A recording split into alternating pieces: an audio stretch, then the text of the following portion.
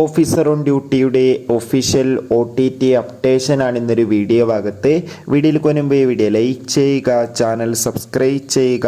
March April മാസങ്ങളിൽ ധാരാളം ചിത്രങ്ങൾ OTT റിലീസ് ചെയ്യും.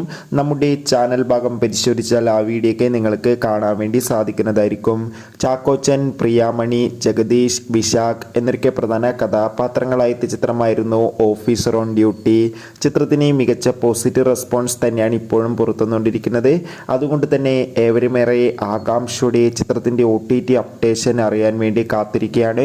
ഫൈനലി ഓഫീസർ ഓൺ ഡ്യൂട്ടി എന്ന ചിത്രത്തിൻ്റെ OTT അവകാശങ്ങളൊക്കെ നെറ്റ്ഫ്ലിക്സ് എന്ന OTT പ്ലാറ്റ്ഫോം സ്വന്തമാക്കിയെന്ന് കൺഫേം ആക്കിയിട്ടുണ്ട്.